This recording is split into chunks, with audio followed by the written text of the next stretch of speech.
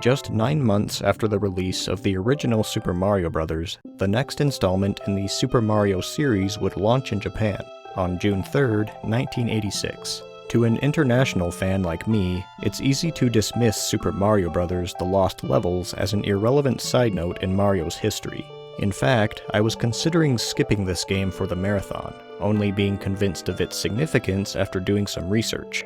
This game was first released in Japan as Super Mario Bros. 2, making it the official successor to Super Mario Bros. However, at the time, the game was deemed inappropriate to localize in North America, mostly due to its extreme difficulty.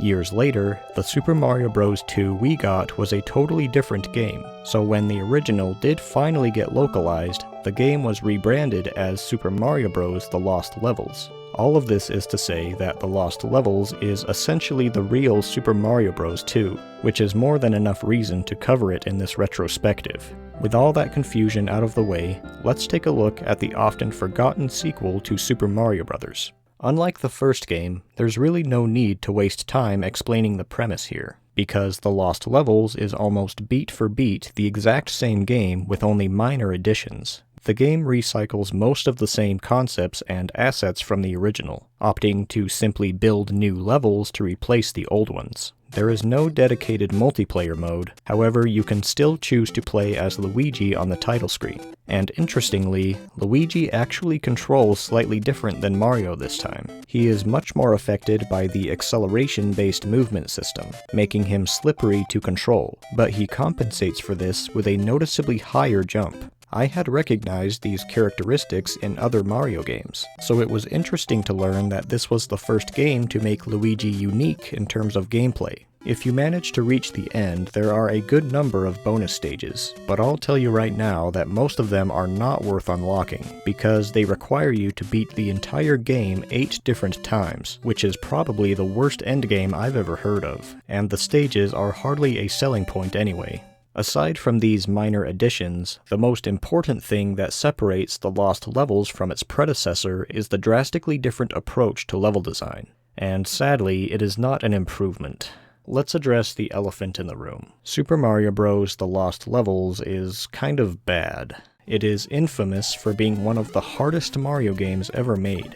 And unfortunately, most of these levels are difficult for all the wrong reasons. One of the first things you encounter is a poison mushroom that will damage or kill Mario upon contact, which is a slap in the face to anyone who played the original game, in which players were taught that mushrooms were a good thing.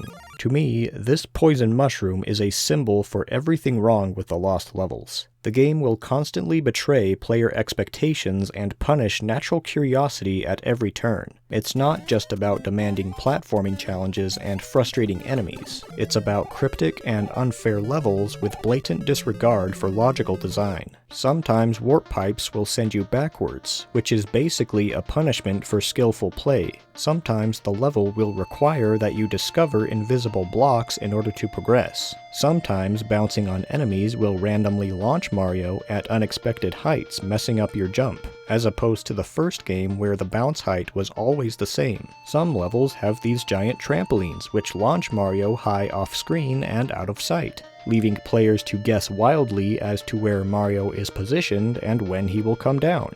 Some levels have sporadic wind effects, which players have to use to make jumps, but because there is no indicator as to where the wind starts or stops, players are forced to make leaps of faith despite the unreliable mechanics. The list goes on, but the common issues present in these examples are a failure to provide players with sufficient information for level completion, combined with a severe lack of consistency. The only way to finish most of these stages is through trial and error, with just about every false move resulting in death.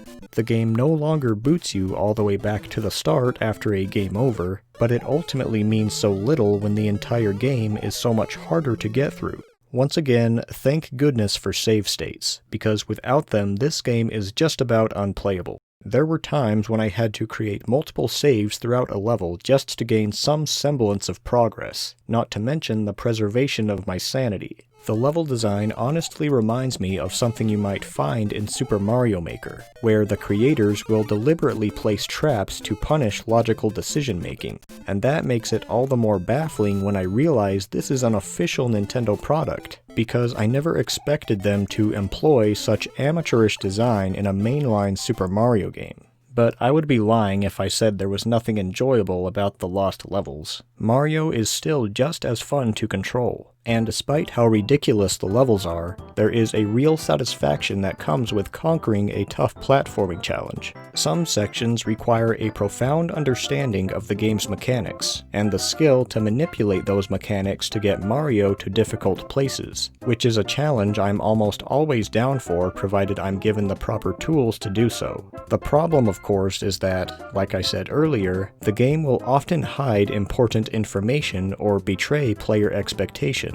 which is when the difficulty quickly becomes frustrating and unfair. So these moments of tough but honest challenge are few and far between, and can't possibly make up for the game as a whole. Having now played the lost levels for myself, I can see why the world seems eager to forget this game ever existed. It actively preys on those familiar with the first game, and punishes them for pursuing things that would normally benefit them, and that to me is the sign of a truly terrible sequel. The Lost Levels fixes none of the level design issues I had with the first game, and instead piles more problems on top of it, killing the whole experience. And while there is still fun to be had controlling Mario, it's just not worth suffering through the trickery and frustration. I am glad I got to experience this unique piece of Mario's history, but maybe it's for the best that we don't remember it as the true sequel to Super Mario Bros. Just like the poison mushroom this game introduced, The Lost Levels is a troll, and an unpleasant surprise to any Super Mario fan. Let us hope that the remaining games in the marathon demonstrate more sensible design on par with what I expect from this series. I guess even the king of video games gets it wrong sometimes.